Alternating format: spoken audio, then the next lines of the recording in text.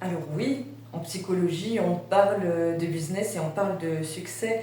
Et c'est même intéressant d'aborder ce sujet parce que c'est pas encore rentré dans les mœurs. Les gens qui vont voir un psychologue, c'est parce que c'est lié à une maladie.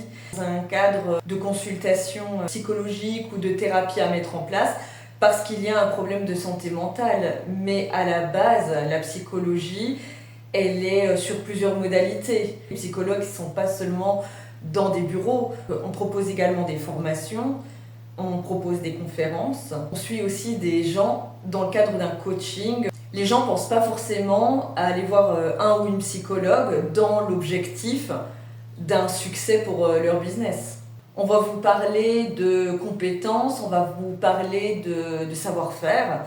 Le psychologue, lui, va compléter l'autre aspect, c'est le savoir-être. Le savoir-faire, on en a besoin, mais c'est pas ça qui fait la réussite.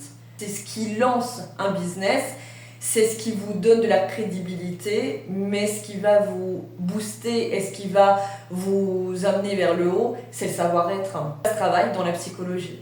Quand on aborde tout coaching, la première chose qu'on va entendre, c'est le mindset.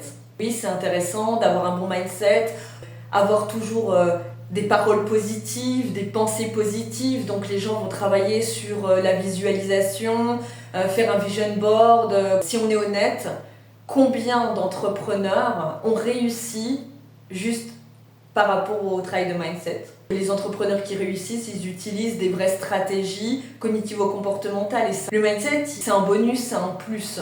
Énormément d'entrepreneurs qui tombent dans une désillusion, avec seulement 5-10% qui vont réussir, mais pas grâce à la formation, pas grâce à la compétence ou aux connaissances supplémentaires, parce qu'ils avaient des stratégies autres. Une formation, c'est nécessaire pour avancer. Le savoir-faire, c'est essentiel pour augmenter sa compétence. Vous ne pouvez pas monter un business de maçonnerie si vous n'y connaissez rien en maçonnerie. Mais pour tous les business, c'est la même chose. Je pense que la plupart des entrepreneurs, ils l'ont entendu, ils l'ont compris.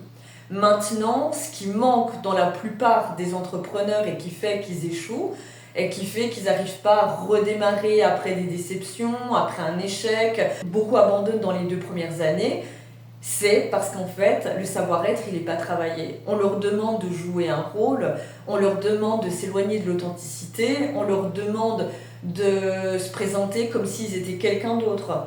Et ça ne fonctionne pas. L'entrepreneur qui fonctionne, c'est celui qui est le plus aligné avec lui-même. Ça se travaille par la psychologie.